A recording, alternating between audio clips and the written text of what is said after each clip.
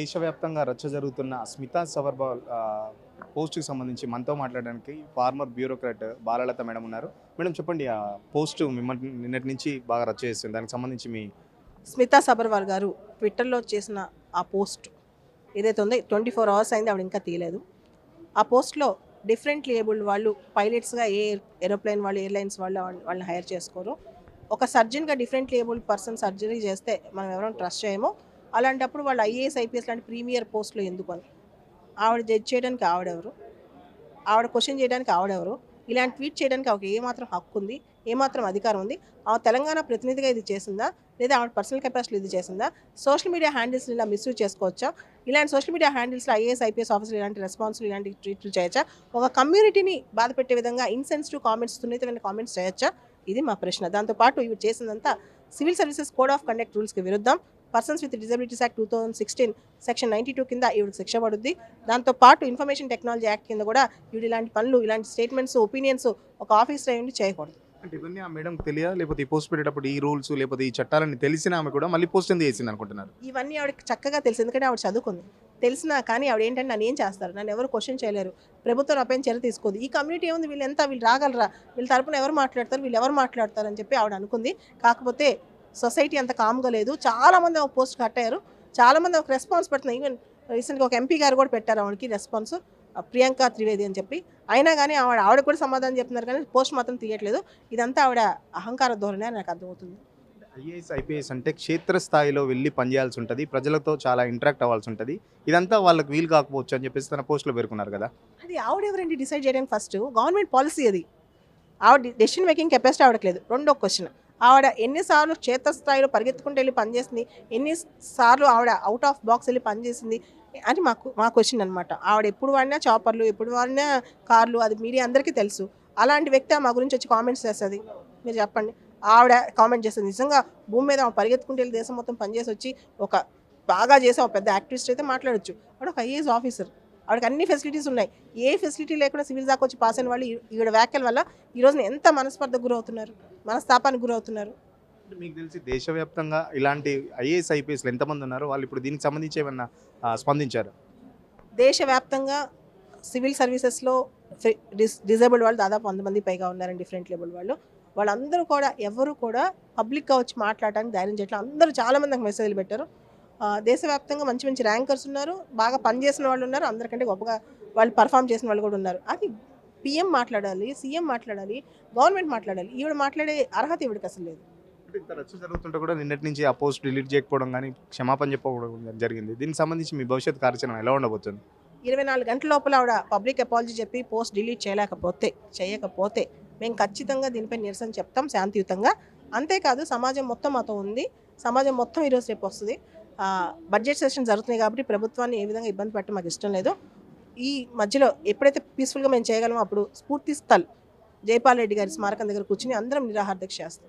దీనికి సంబంధించి ఇప్పటివరకు సీఎం రేవంత్ రెడ్డి కానీ సిఎస్ శాంతకుమారి గారు ఎలాంటి రెస్పాన్స్ లేదు, లేకపోతే వేరే ఐఏఎస్ నుంచి ఐపీఎస్ నుంచి కూడా వేరే రెస్పాన్స్ లేదు, మన స్పెషల్లీ తెలంగాణ క్యాడర్ నుంచి ఎలా చూస్తున్నారు?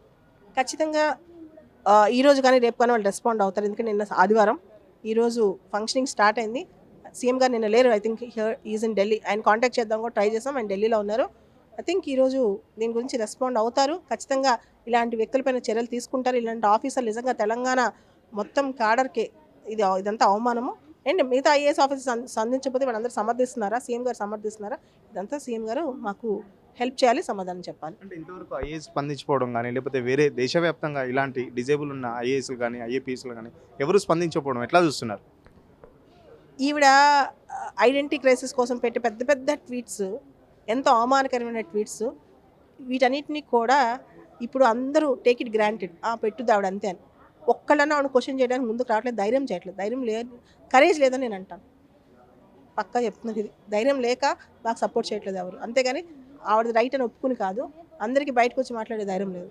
చూడడానికి ఏముందండి, వాళ్ళు ఒక వర్గాన్ని కించపరిచేంత సంకుచిత మనస్తత్వం ఆమెది అని బహిరంగంగా ఆమె బయట పెట్టుకున్నారు. ఒక ఐఏఎస్ హోదాలో ఉండి ఒక 24 ఏళ్ళ ఎక్స్పీరియన్స్ ఉండి ఎన్నో చూసుంటారు. ముఖ్యంగా చెప్పాలంటే ప్రభుత్వం ఎలాంటి చట్టాలు తీసుకొచ్చినా వాటిని అమలు చేయాల్సిన పని అనేది ఐఏఎస్ అధికారుల పని. వాళ్ళ సివిల్ సర్వీస్. అలాంటి వాళ్ళే ఈ చట్టం ఎందుకు, ఆ చట్టం ఎందుకు అని క్వశ్చన్ చేస్తే ఎవరు ఆ చట్టాలని అమలుపరిచేది? వీళ్ళే పొలిటికల్ లీడర్స్కి సలహాలు ఇస్తారు. ఇలా ప్రజలు బాధపడుతున్నారు, మనం ఈ చర్యలు తీసుకోవాలి. అలాంటి హోదాలో ఉన్న వ్యక్తి వీళ్ళు దీనికి పనికిరారు, అసలు వీళ్ళకి కోట ఎందుకో అనే స్టేట్మెంట్ని డైరెక్ట్గా ఇవ్వడం అనేది ఏ విధంగా చూస్తాం? అది వివక్షత.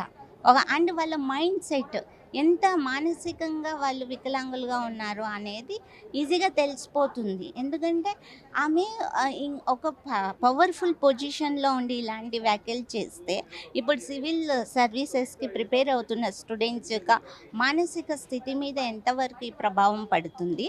రావాలనుకున్న వాళ్ళు వస్తారా? వచ్చిన వాళ్ళు రేపు ఇంటర్వ్యూస్కి అటెండ్ అయ్యేటప్పుడు ఇప్పటికే మీరు ఎన్నో వెరిఫికేషన్స్ ప్రాసెస్ ఉందండి.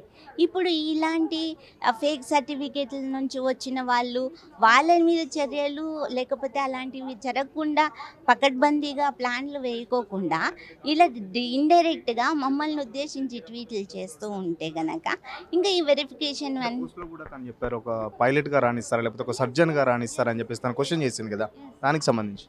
అదే నేను చెప్తున్నా, మన ఇండియాలో ఇప్పటిదాకా ఎయిర్లైన్స్ దాంట్లో పైలట్ పొజిషన్స్కి డిజేబుల్ వాళ్ళని తీసుకోవడం జరగలేదు. కానీ అది ప్రాసెస్లో ఉంది, ఆలోచిస్తున్నారు. ఎందుకు జరగలేదు అంటే కూడా ఇక్కడ చెప్పడం ఏంటంటే ఎవరైతే ఎయిర్లైన్స్ నిర్వహిస్తున్న సంస్థలు ఉన్నాయో వాళ్ళు డిజేబుల్కి తగ్గ యాక్సెసిబుల్ టెక్నాలజీ అనేది మన ఇండియాలో లేదు. అది వాళ్ళ తప్పు, మా తప్పు కాదు. ఎందుకంటే అదర్ యూకే కంట్రీలో ఆల్రెడీ ఒక 3 మెంబర్స్ పైలట్స్గా చాలా సక్సెస్ఫుల్గా ఇంటర్నేషనల్ ఎయిర్లైన్స్కి హెడ్స్గా, సీఈఓగా, పైలట్స్గా రాణిస్తున్న వాళ్ళు ఉన్నారు. వాళ్ళకి ఇస్తున్నారు. చేతులు లేని అవకాశం ఇస్తే విమానం కూడా నడిపి చూపెడతామని మీరు చెప్తున్నారు. నడిపి చూపిస్తున్నారు 2000 అదర్ కంట్రీస్లో. మన ఇండియాలో కూడా మేము నడిపిస్తాం. ఆల్రెడీ ఏంటి మన సాయి ప్రసాద్ తెలంగాణ వ్యక్తి, ఆయన లాంగ్ జంప్ పైనుంచి అది చేశారు. ఆయనకి మొత్తం same physical condition, wheelchair బాగుండనమాట. ఆయన చేశారు. ఎవరెస్ట్ శిఖరాలు అధిరోహిస్తున్నారు. ఇంకా ఎన్నో సాధిస్తున్నారు. ఇంకేం నిరూపించాలండి? ఇది కేవలం నాన్ డిసేబుల్, అందులోనే ఇలాంటి ఉన్నత చదువుకున్న వాళ్ళు ఇలాంటి స్టేట్మెంట్లు చేయడం అనేది. ఐఏఎస్ ఐపీఎస్ అంటే క్షేత్ర స్థాయిలోకి వెళ్ళి పనిచేయాలి, పబ్లిక్తో ఇంటరాక్షన్ బాగుంటుంది. సో ఈ ఫిజికల్ ఛాలెంజ్డ్ వాళ్ళకి వీలు కాకపోవచ్చు అన్నట్టు తను పోస్ట్ చేస్తుంది. అది క్షేత్రస్థాయిలో అనేది ఇప్పుడు నేనున్నానండి. ఇప్పుడు నేనున్నాను 12 ఏళ్ళ నుంచి ఈవెంట్ మేనేజ్మెంట్ కంపెనీ రన్ చేస్తున్నా. మీకు తెలుసా ఈవెంట్ మేనేజ్మెంట్ కంపెనీ ఎలా ఉంటుందో? ప్రొడక్షన్ చూసుకోవాలి, డెకరేషన్ చేయించాలి, మళ్ళీ మీ వీల్ చైర్లో ఉండే చేస్తున్నాను కదండి. బయటికి వెళ్తే నేను బాత్రూమ్కి వెళ్ళడానికి ఫెసిలిటీస్ లేవండి. ఒక 4 గంటలు 8 గంటలు నేను బాత్రూమ్ పోకోకుండా పని చేసుకోవాలి నేను బయటకు వస్తే. మళ్ళీ ఇంత ఈ ల్యాక్ ఆఫ్ ఇన్ఫ్రాస్ట్రక్చర్ ఉండి కూడా మేము సక్సెస్ అవుతున్నాం కదా ఒక ఎంటర్‌ప్రెన్యూర్‌గా. ఇప్పుడు నేను ఒక ఇంక్యుబేటర్ పెట్టి నాలాంటి వాళ్ళని ఎంటర్‌ప్రెన్యూర్స్‌ని తయారు చేస్తున్నా. ఏది క్యాపబిలిటీ, ఏది ఇన్‌క్యాపబిలిటీ? నా డిజబిలిటీ ఈజ్ నాట్ ఇన్‌క్యాపబిలిటీ. నా మైండ్ సెట్, నా willpower, that is my capability, not my physical condition. వాళ్ళు కూడా ఐఏఎస్ ఐపీఎస్లో వాళ్ళ మైండ్ సెట్ని ఇంటర్వ్యూ ద్వారా వాళ్ళ సైకాలజీని వాళ్ళకి ఏమొచ్చు ఏం రాదని టెస్ట్ చేస్తున్నారు. కానీ మీరు జిమ్కి వెళ్ళారా, మీకు 6 ప్యాక్ వచ్చిందా, మీరు ఫిట్గా ఉన్నారని కాదు కదా. That is one category. Physical fitness అనేది ఒక చిన్న ఎలిమెంట్ అందులో, అదే మొత్తం కాదు కదా. 25 ఏళ్ళు అయిందండి ఈ కోట వచ్చి. అంటే వాళ్ళకి తెలీదా ఈ కోట ఇచ్చినప్పుడు డిజేబుల్ కరెక్టా కాదా అని? ఇప్పుడు ఈమె వచ్చేసి కరెక్ట్ కాదు అంటే మళ్ళీ సుప్రీంకోర్టుకి తెలీదా వీళ్ళు కరెక్ట్ కాదా ఈ పొజిషన్స్కి అని? ఈమెవరు చెప్పడానికి? ఫ్యూచర్లో ఎలాంటి లీగల్ యాక్షన్కు పోతున్నారు దీనికి సంబంధించి? యాక్చువల్లీ ఇదొక బెంచ్ మార్క్ కావాలి. ఇది ఎవరైనా ఇలాంటి వ్యాఖ్యలు చేసే వాళ్ళకి నిజంగా మేము పరువు నష్టం దావా అనేది వేద్దాం అనుకుంటున్నాం. ఆమె గనక ఆమె వ్యాఖ్యల్ని వెనక్కి తీసుకొని క్షమాపణ చెప్పకపోతే అండర్ 2016 యాక్ట్ సెక్షన్ 92 ప్రకారం మా ఆత్మగౌరవాన్ని కించపరిచినందుకు గాను ఆమె మీద మేము లీగల్గా యాక్షన్స్ తీసుకుంటాం. 24 గంటల్లోగా తన వ్యాఖ్యలకు సంబంధించి, ఆ పోస్ట్కి సంబంధించి పోస్ట్ డిలీట్ చేయడంతో పాటు మొత్తం మా సమాజానికి క్షమాపణ చెప్పాలని, లేదంటే జైపాల్ రెడ్డి స్ఫూర్తి స్థలంలో మేము శాంతియుతంగా నిరసన తెలుపుతాం, ఇప్పటికైనా సీఎం రేవంత్ రెడ్డి సిఎస్ శాంతకుమారి వెంటనే కలుగజేసుకొని ఈ ఇష్యూని క్లోజ్ చేయాలని చెప్పేసి చెప్తున్న పరిస్థితి. కెమెరా పర్సన్ రాజుతో సురేష్, సిగ్నల్ టీవీ, హైదరాబాద్.